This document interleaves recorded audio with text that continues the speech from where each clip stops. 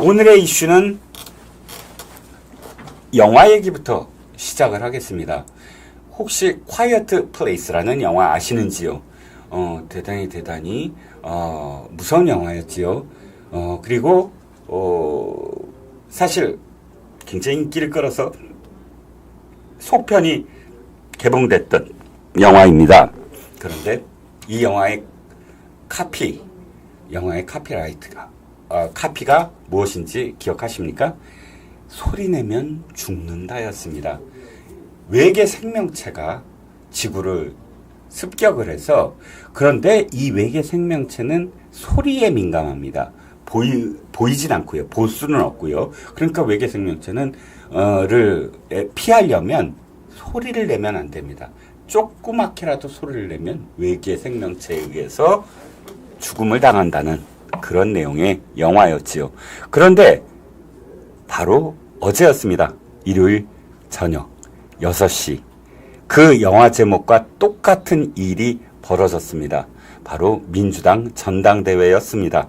민주당 전당대회에서 소리를 내다가 그만 사망한 경우가 생겼기 때문입니다. 여기서 사망은 정치적 사망을 뜻합니다.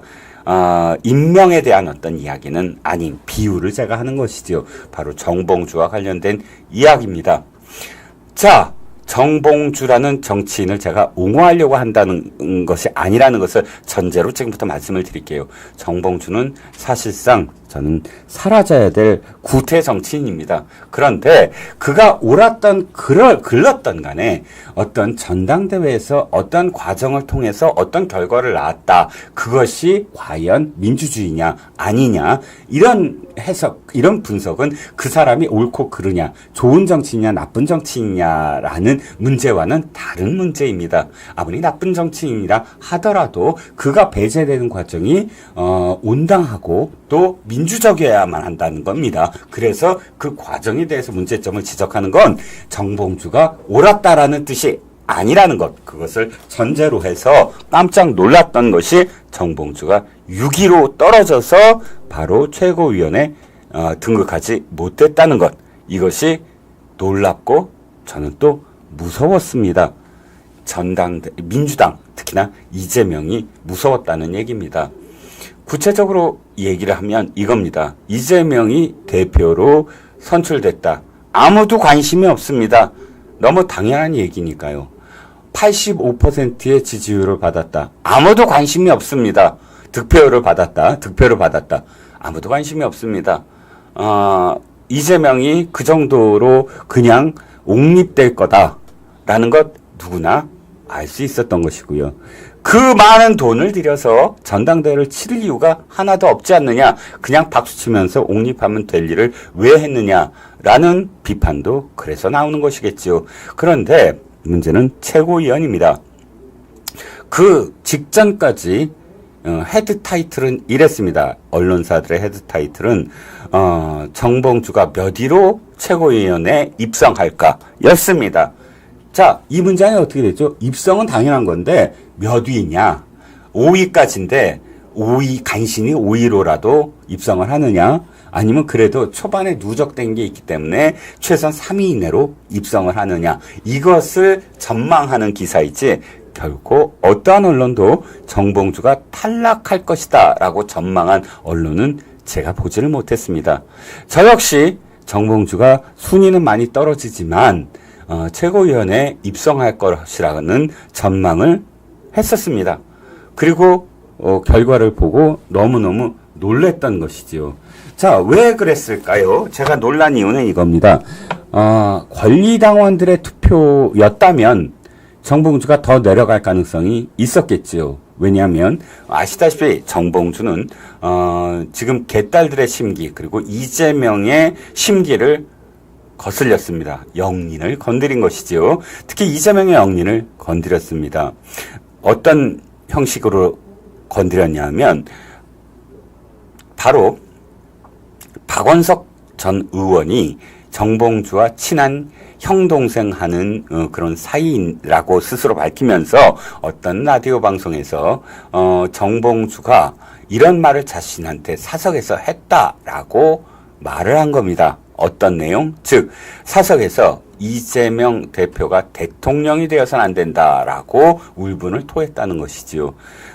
그 이후 역시 이해는 갑니다. 왜냐하면 정봉주는 처음에 경선이 민주당 전대회가 시작되자마자 1등이었어요. 와, 그 1등이라는 게 그냥 한 지역만 1등이 아니라 최소 4개의 지역에 넘어설 때까지는 1등이었습니다. 7월 20일 제주 인천 때 1등이었고요. 7월 21일 강원 대구 경북 때도 1등이었습니다. 그런데 그 다음 7월 27일에 그러니까 20, 21일 양일간 1위를 했고 27일부터 물론 여기서도 1위는 했으나 처음에 4위에 있었던 김민석이 맹추격을 합니다. 4위에서 3위, 2위로 2위까지 추격을 하면서 그 다음부터 기세가 꺾이기 시작해서 나중에는 2위, 마지막에는 3위까지 그러니까 전당대회 날 일요일 직전까지는 3위까지 서울 지역 경선 결과까지는 3위였던 겁니다. 그런데 처음에 3가지예요. 첫 번째 이 정봉주가 떨어진 건 인위적이었죠. 이재명이 개입을 한 겁니다. 자신의 유튜브 방송을 하면서 차에 한 명씩 불렀는데 제일 먼저 김민석을 부르면서 왜 이렇게 표가 안 나오나 안타까워한다는 그런 내용을 시그널로 보낸 겁니다. 그러자 바로 개딸들은 반응을 합니다. 온갖 커뮤니티에서 자, 우리 이재명 대표님이 시그널을 보냈다. 신호를 보냈다. 어떤 신호? 김민석을 1등으로, 김민석을 수석 최고위원으로 만들라는 그런 지시다. 명령이다. 이거를 우리는 따라야 한다. 라고 커뮤니티에서 급속하게 전파가 된 것이죠. 첫 번째는 그것 때문에 일단 정봉주의 상승세는 꺾였고요. 이러자 정봉주는 앙심을 품습니다. 사실 정봉주도 그 유튜브에 출연을 했는데 맨 뒷순위로 이제 출연을 했고요. 그런데 여기서 이재명이 옛날의 구원, 그러니까 정봉주와 부딪혔던 옛날의 원한을 다시 상기시켰다는 겁니다. 어떤 일이 있었냐고요? 2007년 대선 얘기입니다. 2007년 대선에 민주당 경선이 한창일 때 정봉주는 손학규 후보의 수행실장이었고요.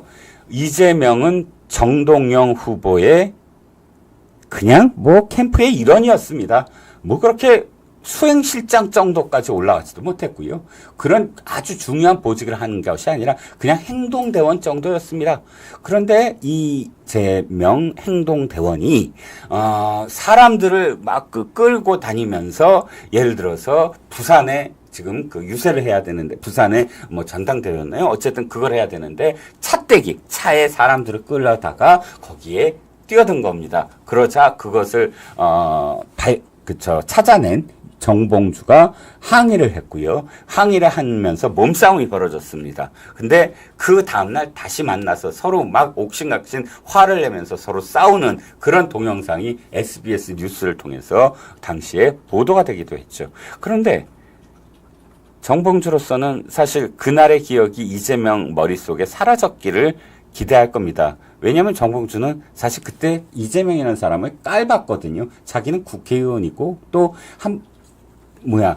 낙곰수의 일원이고 또 이 후보의 수행실장까지 하는 사람입니다.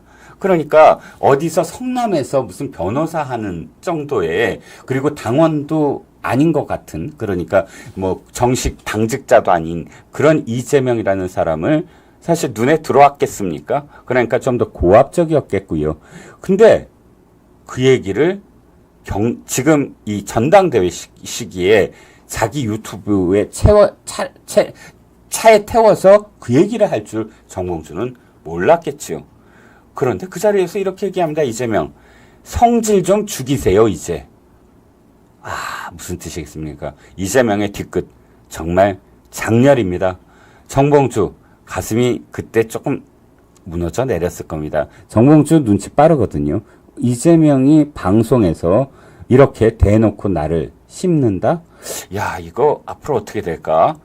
라고 생각을 했을 겁니다. 그런데 그의 예감은 맞았습니다. 바로 그런 방송을 하자마자 이재명이 시그널을 보냈다 하고 개딸들은 완전히 응집을 해서 정봉주를 끌어내리기 위해서, 또 처음에는 정봉주를 끌어내린다보다는 김민석을 일동으로 밀기 위해서 온갖 그런 자기네들의 작전을 짜기 시작했습니다.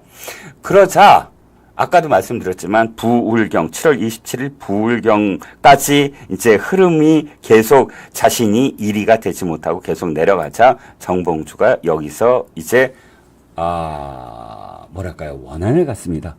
그리고 박원석을 만나서 아까 한 얘기, 사석에서 술을 마시면서 이재명이 대통령 돼서는 안 되겠다라는 말을 한 겁니다. 근데 박원석이 그걸 라디오에서 하자 난리가 났겠지요. 개딸들 그거 봐라 하면서 더욱더 기승을 부렸습니다. 그러니까 정봉주가 이번에는 기자회견을 하겠다라고 직접 나서서 명파리, 그 유명한 명파리 발언을 합니다. 이재명 파리를 하는 사람들이 당을 망치고 있다라고 얘기를 합니다. 솔직히 말씀드리면 참 기가 막힌 얘기였어요. 정봉주라는 사람의 이 변신.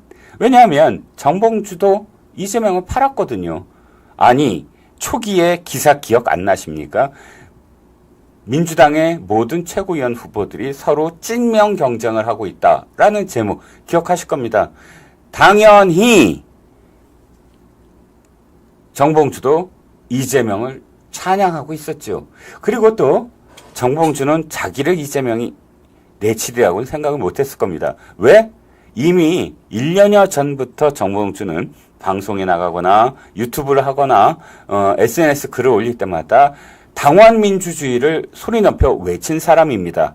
무슨 뜻이죠? 개딸들의 세상을 만들어야 된다라는 뜻으로 당원 주권 시대, 당원 민주주의, 바로 이재명이 바라는 그 이재명의 정당을 만들기 위한 초석, 밑자락을 정봉주가 열심히 깔아줬다는 겁니다. 저도 정봉주하고 KBS에서 일요일 밤에 하는 KBS TV에서 하는 일요일 밤 토론회에서 정봉주와 그 이야기를 한 적이 있습니다. 정봉주가 그러더군요. 당원이 주권이 돼야지 하면서 국민의힘을 부러워하더군요. 왜냐하면 국민의힘은 대의원 제도가 없거든요. 근데 당시만 하더라도 민주당은 대의원이 가장 많은 그런 비율로서 이 권한을 갖고 있습니다. 투표의 등가성을 얘기할 때 굉장히 많은 어떤 포지션을 차지하고 있었던 겁니다. 그러니까 대의원이 없고 당원이 돼야 된다. 특히 권리당원이 주인이 돼야 된다라는 식의 이야기를 이재명을 위해서 하고 다녔죠. 그러니까 나를 자를 리가 없다라고 생각을 했다가 이렇게 개딸들에 의해서 순위가 내려가자 바로 직격을 날린 겁니다. 정봉주의 성격상 그럴 법했지요. 여기까지는 그렇다 칩시다. 그런데 이제 명파리 얘기는 사실 그렇게 바람직한 얘기는 아닙니다. 하지만 정봉주도 계산을 했겠죠. 어떤 계산? 자, 이제 서울하고 대의원 투표하고 그 다음에 국민 여론조사 이 세 가지만 남았는데 생각해보면 대의원이나 국민 여론조사는 나한테 유리하다. 그리고 권리당원이 자신한테 불리하더라도 서울밖에 남지 않았다. 아무리 내가 떨어지더라도 5위 안에는 당연히 들어갈 테고 그러면 입성하고 보자. 입성하고 그 다음에 내 목소리를 내겠다라는 생각으로 더욱더 각을 세운 겁니다. 그러자 김진애가 나섰습니다. 아시죠? 도시 건축 전문가 운운하면서 열린민주당 시절에 비례대표 1번이었고 그러니까 정봉주가 만든 당의 1번이었습니다. 그 김진애가 자신을 국회의원으로 만들어준 정봉주를 향해서 직격탄을 날린 겁니다. 이건 초기 얘기예요. 오마이뉴스 TV에 나가서 이렇게 얘기를 합니다. 정봉주는 최고위원이 되어서는 안 될 사람이다. 그에게 동정표를 줘서는 안 된다. 동정표라는 건 사실 김어준을 직격한 겁니다. 김어준이 낙검수 멤버인 건 너무 잘 알려져 있지만 김어준이 계속 자기 방송에서 정봉주를 엄호했거든요. 어떻게 얘기했냐면 우린 모두 정봉주에게 부채의식을 갖고 있다. 우리 정봉주가 우리한테 돈을 꿔줬나요? 그 말도 이상하지만 어쨌든 의리를 보여준 것이겠죠. 그런데 바로 김진애가 그걸 직격한 겁니다. 우리 동정표를 할 필요가 없다. 정봉주는 안 된다. 그런데 그게 지금 성지순례가 됐어요. 그 얘기가 마치 실현이 됐다고. 아무튼 정봉주가 명팔이 얘기를 하고 이재명을 우회적으로 직격을 하자. 그 다음부터 제가 커뮤니티를 들여다보는데 바로 개딸들의 커뮤니티에서 작업에 들어간 겁니다. 어떠한 작업? 바로 김민석 플러스 이현주, 김민석 플러스 전현희 두 표거든요. 1인당. 그러면 김민석과 전현희를 묶어서 찍거나 김민석과 이현주를 묶어서 찍어라. 정봉주를 끌어내려야 된다. 이런 전원이 파발로 완전히 전파되는 광경을 제가 목도를 했습니다. 그런데 그럼에도 불구하고 저는 5위는 할 줄 알았어요. 그래봤자 서울밖에 남지 않았고 서울을 저도 그때 당시에 보니까 3위였어요. 마지막이 정봉주가 3위였거든요. 14.17이라는 그런 그 기록을 갖고 김민석이 18.63, 김병주가 14.3, 정봉주가 14.17이었어요. 그러면 이제 대의원과 그 다음에 여조만 남지 않습니까? 최소한 대의원과 여론조사는 그래도 정봉주한테 너무 불리하게 하진 않을 거다. 권리당원 같이 집단으로 이렇게 작업을 하진 않았을 테니까요. 그런데 뜻밖이었습니다. 대의원에서 정봉주가 거의 꼴찌에서 2등을 한 거예요. 9.17. 여론조사도 꼴찌에서 3위를 했습니다. 9.98. 이렇게 평균적으로 14%대를 오르내리던 정봉주가 대의원과 여론조사에서 9.17과 9.98을 받음으로써 6위를 했다는 겁니다. 기가 막히지요. 그러니까 이렇게 생각을 합니다. 이재명의 뒤끝은 어디까지일까? 그러니까 이재명이 얼마나 기가 막혔겠습니까? 이재명을 반하는 사람이 살아남을 수 없는 정당입니다. 아시잖아요. 박용진. 그러니까 자신과 함께 전당대회에서 경쟁을 벌였던 후보였던 박용진을 기자들 앞에서 그 음흉한 미소를 지어가면서 꼴찌가 누군지 아시잖아요. 바로 박용진을 꼴찌라고 이야기하면서 음흉한 미소를 지어대면서 잘라버렸습니다. 그러니까 이재명이 바로 정봉주를 살려둘 이유가 없겠죠. 저는 여기서 누가 떠올랐는지 아십니까? 프리고진이 떠올랐습니다. 오랜만에 들으시는 이름이라 기억이 안 나실 수도 있습니다. 프리고진이 누구죠? 푸틴의 용병회사 리더였습니다. 즉 용병. 그러니까 푸틴을 옹호하고 푸틴이 벌이는 전쟁터에 가서 전리품을 챙기면서 회사를 운영을 했던 그런 푸틴의 오랜 동지였습니다. 그 프리고진이라는 사람이 반란을 일으킵니다.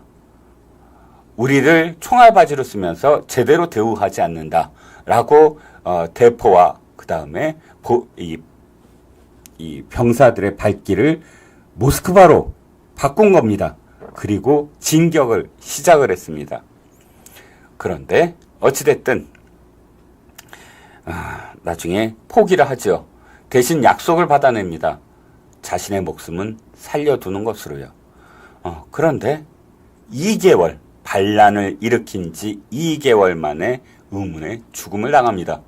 비행기 추락사. 모스크바에서 상트페테르부르크 사이의 하늘에서 떨어져서 승무원 3명과 함께 죽습니다. 그리고 또 부사장, 이 용병회사의 부사장, 바로 프리고진의 오른팔이었던 사람도 역시 함께 저렇게 의문의 죽음을 당합니다. 저는 정봉주를 보면서 정봉주를 동정하거나 하지 않습니다. 오해하지 마시길. 정봉주가 옳았다는 것도 아니고요. 그런데 이 과정을 보면서 드는 생각입니다. 세상에 어떠한 경선도 3위에서 이틀 만에 6위로 떨어질 수 있을까요? 그것도 권리당원도 아니고 대의원이었습니다. 이 대의원 투표는요. 이재명에게 굉장히 불리했습니다. 상대적으로. 이재명을 지지하는 비율이 상대적으로 낮았어요. 70%대였습니다.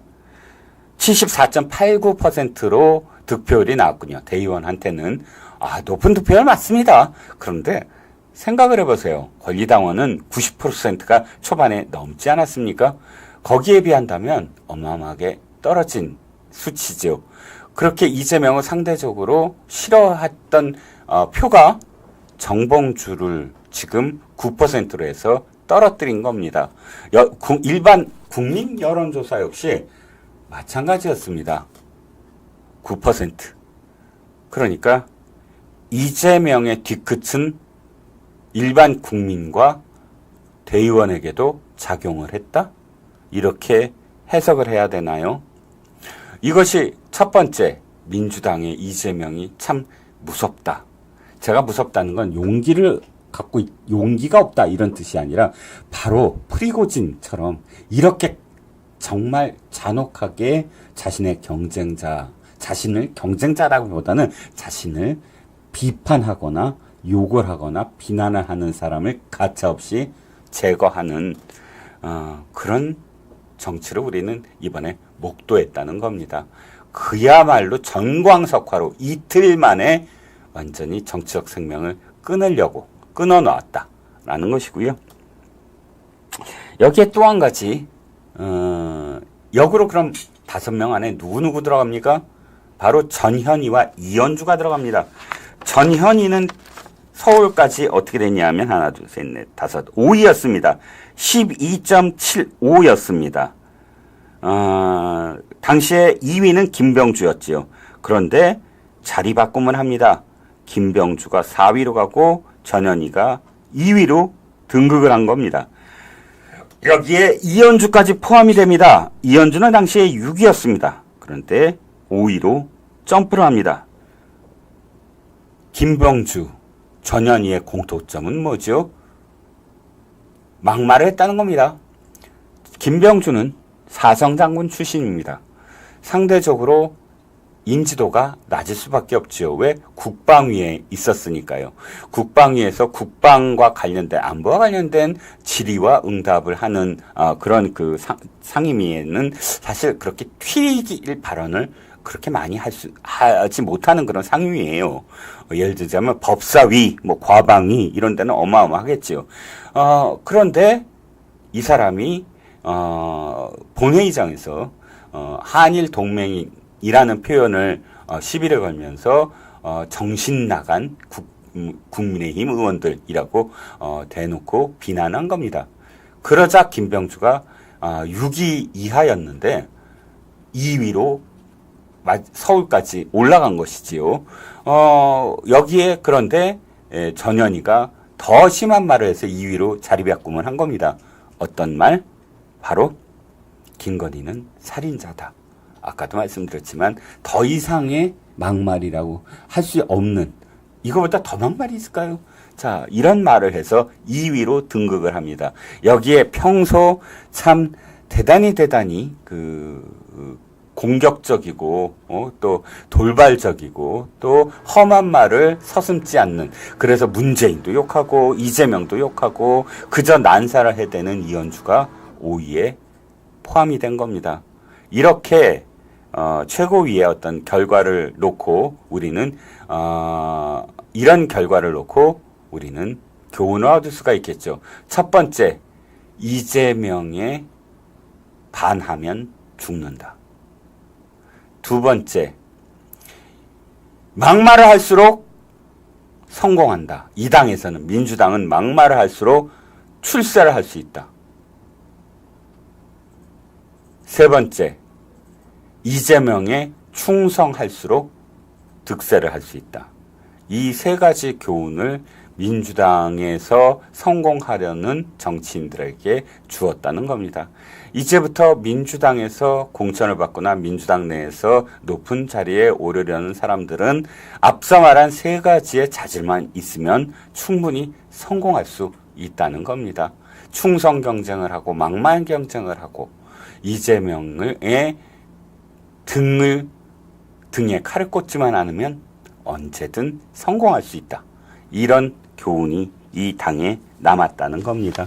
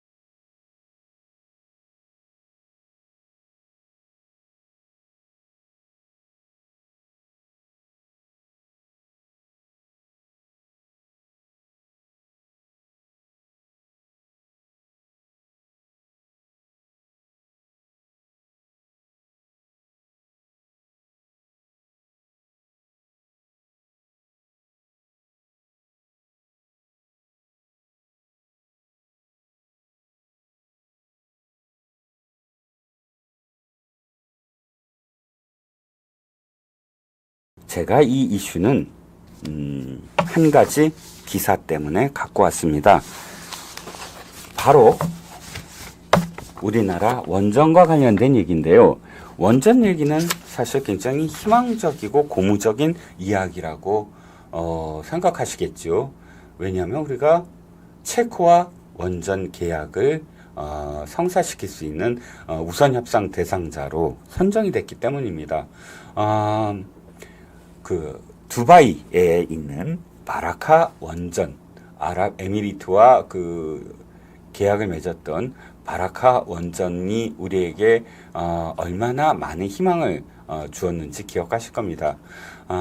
이번에 또다시 이제 체코와 그런 우선 협상 대상자로 선정이 됨에 따라 이후 유럽의 폴란드라든지 또는 폴란드 이외에도 서방 국가들, 다시 원전으로 복귀하는 서방 국가들에게도 사실 굉장히 우리가 높은 점수를 얻을 수 있는 그런 그 기회를 지금 맞이했다는 것이고요.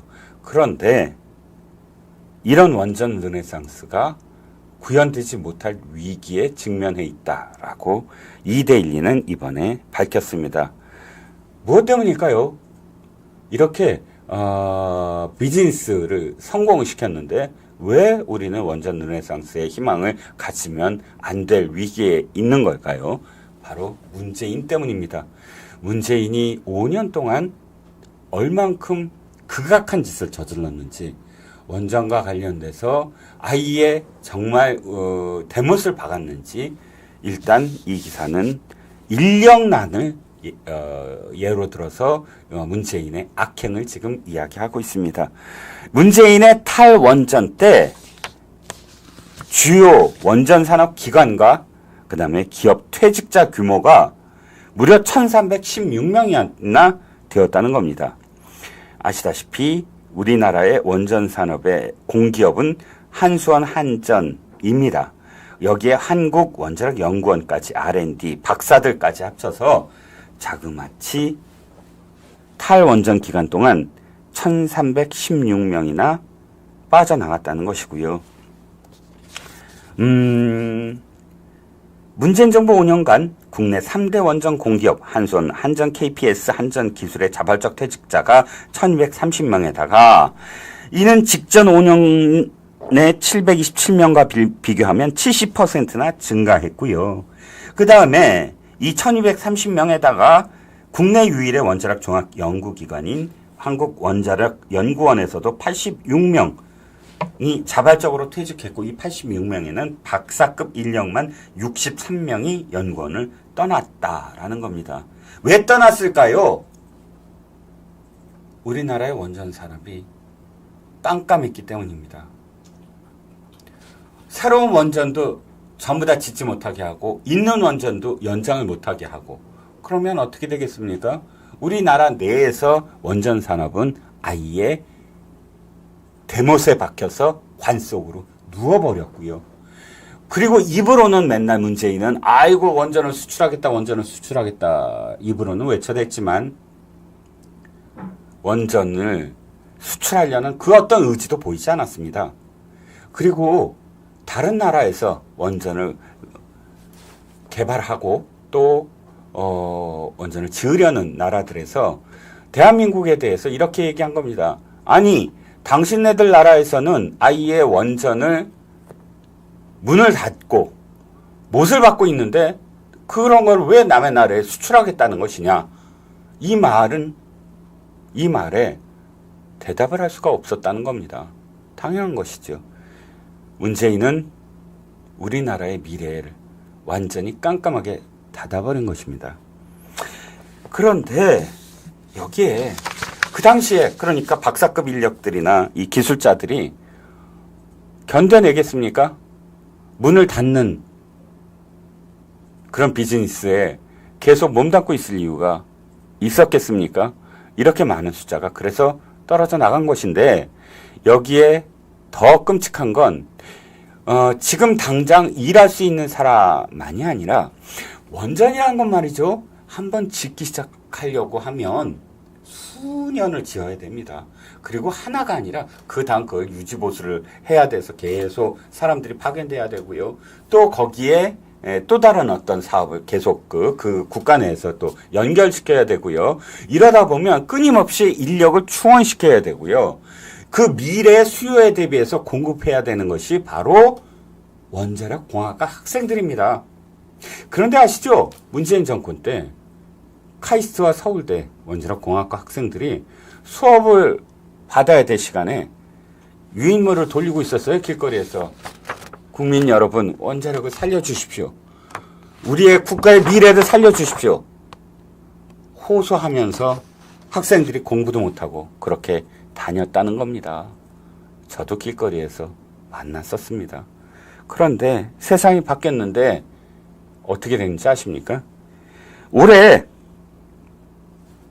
카이스트 원자력 공학과 입학생이 몇 명인지 아세요? 단 7명에 불과했다고 합니다. 참 기막힌 말씀을 드리면 2018년 기사를 제가 찾아봤어요. 그랬더니 문재인 치하에서 탈원전 정책에 카이스트 원자력학과 전공 선택을 한 사람은 학생은 한 명도 없었다. 원자력학과 전공 선택 0. 그런데 세상이 바뀌고 세계의 수출의 길이 열렸음에도 불구하고 학생들이 꼴랑 7명밖에 지원을 하지 않은 이유가 뭔지 아십니까? 학생들은 이렇게 얘기합니다. 아니, 정권 바뀌면 또 못을 박을 거잖아요. 정권 바뀌면 또 탈원전할 거잖아요.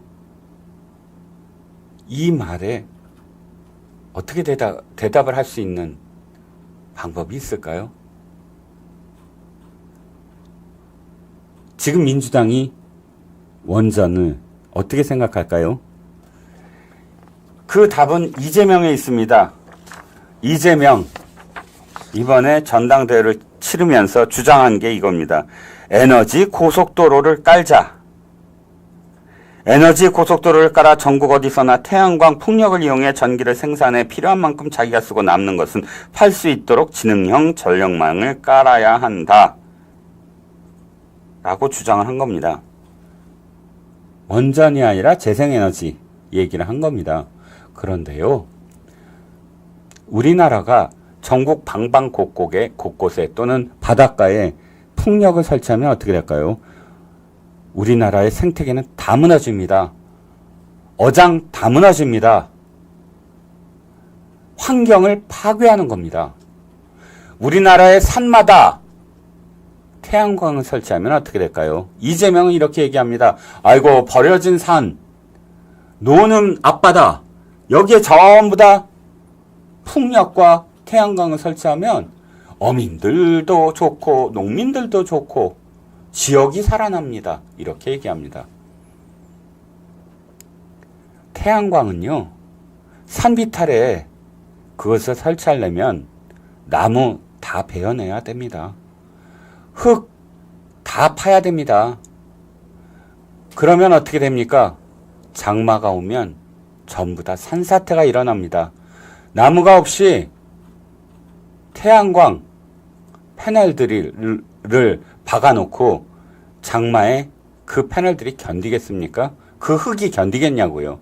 다 무너져 내릴 겁니다. 제가 수년 전에 청송을 갔다 왔습니다. 청송을 가서 참 놀랐어요. 저는 그때까지만 해도 풍력 발전이 대단히 친환경이라고 착각하고 있었습니다. 그런데 청송 주민들이 마을마다 현수막을 건 겁니다. 환경을 파괴하는 풍력 발전 물러가라. 반환경 풍력 발전 설치 반대한다. 그래서 저 그 플랜카드를 보고 기사 아저씨한테 제가 아니 왜들 이러세요? 왜들 이렇게 반대를 하시죠? 라고 했더니 그 기사 아저씨가 딱한 표정으로 저를 보면서 아니 풍력 발전 모르세요? 풍력 발전기를 하나 설치하려면 그 주위에 있는 생명체는 전부 다 소거돼야 됩니다. 거기에선 사람이 살 수 없어요. 동물도 살 수 없어요. 그러고 보니까 강원도에 풍력발전 그 프로펠러 있는 곳에 마을이 없습니다. 사람도 살지 않고요. 엄청나게 많은 부지가 필요하니까 또 거기도 전부 다 나무 같은 거 전부 베어내야 된다는 것이고요. 그러면 지금까지 이자들이 얘기했던 친환경은 다 어디로 갔습니까? 그리고 그 중국산 패널들과 태양광 패널들과 프로펠러가 나중에 폐기가 됐을 때 나오는 반환경적인 그것이 뭐 친환경으로 만들어진 겁니까? 그것이 그 원료가 뭐 자연 소재로 만들어진 겁니까? 아니죠. 태양광의 소재나 풍력발전기의 프로펠러나 전부 다 반환경적인 물질들입니다. 그것들은 다 어떻게 할 것입니까?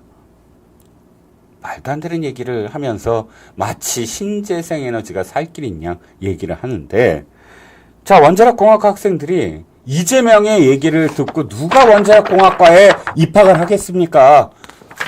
아이고, 저런 사람이 대통령이 되고 저당이 집권당이 되면 또다시 원자력 죽이겠네. 똑똑한 우리 아이들이 미리 판단을 하면서 원자력공학과에 입학을 하지 않는 겁니다.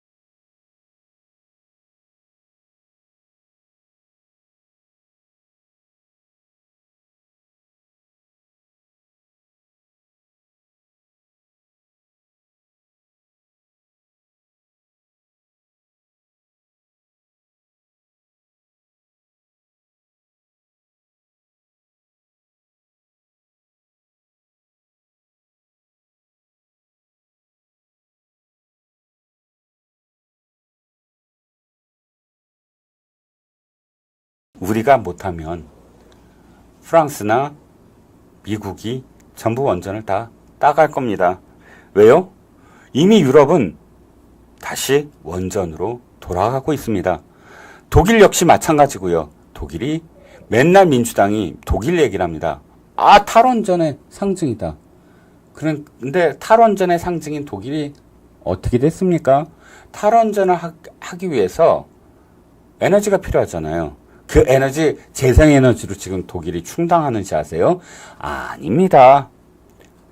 러시아로부터 가스를 받아서 충당합니다. 그래서 러시아에서부터 이어지는 가스관을 새로 설치도 했고요. 그런데 우크라이나 전쟁 때문에 그 전쟁에 얽혀서 가스를 제때 공급받지 못하자 독일은 엄청나게 후회를 하고 있다는 겁니다. 이탈리아 기사를 볼까요? 최근 기사입니다. 7월 15일.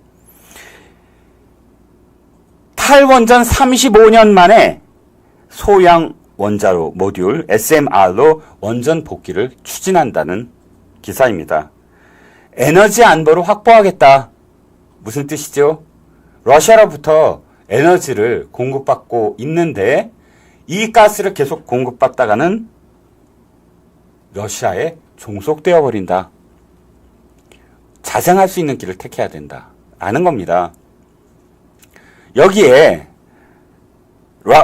프랑스 역시 마찬가지고요. 프랑스야 원래 원전 국가고 영국 역시 원전을 더 짓겠다는 쪽으로 이미 오래전부터 방향을 바꿨습니다. 민주당 분들 어느 나라가 도대체 지금 탈원전을 하고 있는지 좀 얘기 좀 해주세요. 전 세계적인 탈원전에 어떤 바람이 분다? 어떤 환경단체가 그런 헛소리를 하고 있는지 얘기 좀 해주세요. 그렇지 않습니다. 지금 AI 시대입니다. AI 시대는 곧 무엇을 의미하죠? 어마어마한 전기가 필요하다는 거고요. 또 그 어마어마한 전기가 안정적으로 끊기지 않고 똑같은 용량으로 공급이 돼야 된다는 겁니다.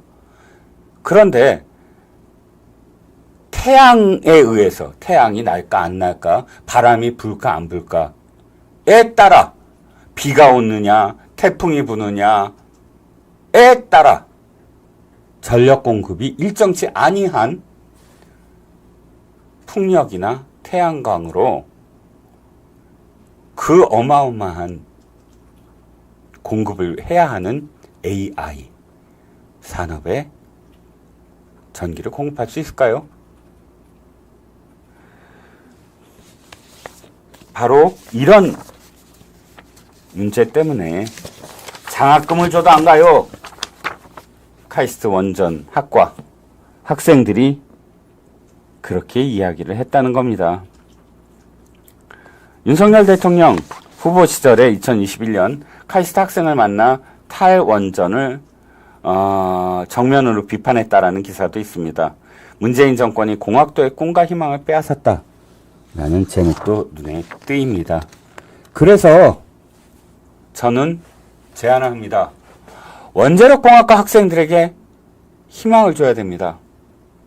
시청자 여러분, 아투TV의 구독자 여러분, 우리나라의 원전을 살리려면 원자력 인력이 안정적으로 배출돼야 됩니다. 원자력 인력이 안정적으로 배출되려면 우리나라의 최고의 기술을 갖고 있는 원전 산업에 뛰어들 학생들을 안정적으로 뽑아야 됩니다. 서울대와 카이스트에 있는 원자력공학과의 학생들이 3대1, 5대1로 경쟁을 벌여야 됩니다. 우수한 인력들이 서로 경쟁을 벌이면서 안정적으로 원자력 산업에 뛰어들게 만들어줘야 됩니다. 그러려면 어떻게 해야 됩니까? 희망을 줘야 됩니다. 원자력공학과 학생들 또는 잠재적으로 원자력공학을 꿈꾸는 미래 대학생들에게 희망을 줘야 됩니다. 어떤 희망이요? 정권이 바뀌지 않을 거다. 원자력 절대 안 바꿀 거다. 결코 이재명 민주당에 정권을 주지 않을 거다라고 그 학생들에게 얘기해 줘야 됩니다. 아니, 최소한 정권이 바뀌더라도 절대로 원자력에 손을 못 댈 정도의 원자력 특별법을 통과시켜야 됩니다. 그런데 그 말씀은 제가 쉽게 못 드리겠네요. 192석의 전체 저 야당의 무리들에게 108석의 국민의힘이 무기력해 줄 수밖에 없으니까 원자력 특별법을 통과시킨 건 앞으로 4년 후에나 가능할 꿈이겠죠. 그렇다면 더 가까운 꿈은 뭐겠습니까? 대통령입니다. 정권이 바뀌면 안 됩니다. 그러니까 학생들, 미래 학생들에게 아니다. 국민의힘은 계속 정권을 승계할 능력이 있다. 그리고 국민의힘은 우리나라의 미래를 생각한다. 우리나라의 원자력의 미래를 생각한다. 라는 메시지를 미래의 학생들에게 계속 던져줘야 되지 않겠습니까? 그렇게 될 수 있도록 구독자 여러분과 시청자 여러분이 더 많은 관심과 더 많은 채찍질, 정부와 집권 여당에 좀 채찍질을 해야 된다고 생각을 합니다.